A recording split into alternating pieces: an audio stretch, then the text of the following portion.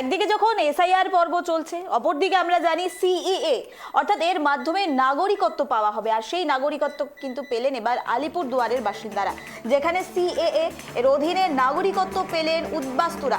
কুমারগ্রামে certificate দিলেন এবার BJP বিধায়ক তাদের হাতে।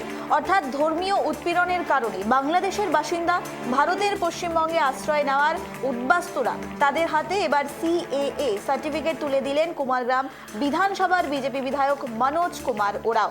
ঘটনা বিবরণ জানিয়ে এখনো পর্যন্ত যেটি জানা যাচ্ছে, 2000 সালে বাংলাদেশ থেকে ভারতে এসে আশ্রয় নিয়েছিল কয়েকটি পরিবার। তার পরিবর্তে আলিপুরদুয়ার জেলায় তারা বসবাস শুরু করেন। সোমবার তাদের হাতে ভারতের নাগরিকত্বর কাগজ তুলে দিলেন বিধায়ক। এদিন মোট 4 জনের হাতে নাগরিকত্বের কাগজ তুলে দেওয়া হয় এবং আগামীকাল বাকিদের হাতে তুলে দেওয়া হবে, এখনো পর্যন্ত এমনটাই জানা যাচ্ছে। অর্থাৎ একদিকে যখন এসআইআর নিয়ে আমরা জানি বাংলার রাজ্য রাজনীতি তোলপাড় হয়ে রয়েছে, সেখানেই এবার যেন নজিরবিহীন ঘটনা দেখা যাচ্ছে আলিপুরদুয়ারে, যেখানে সিএএ সার্টিফিকেট তুলে দেওয়া হলো এবার বাংলাদেশি উদ্বাস্তুদের।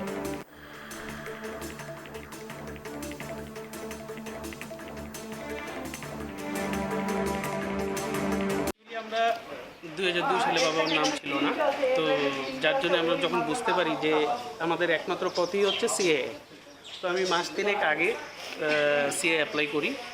সিএ অ্যাপ্লাই করার পর যা যা প্রসেসিং আছে আমি করি, তাতে আমার কোনো অসুবিধা হয়নি।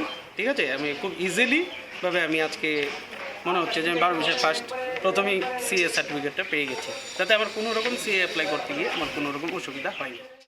আমরা কিছুদিন আগে 2-3 মাস আগে উদ্বোধন করেছিলাম সিএ বিভিন্ন ক্যাম্প, সেটা নিয়ে বিভিন্ন জায়গায় অনেকে অ্যাপ্লাই করেছিল, আমার অফিসেও অ্যাপ্লাই করা হয়েছিল।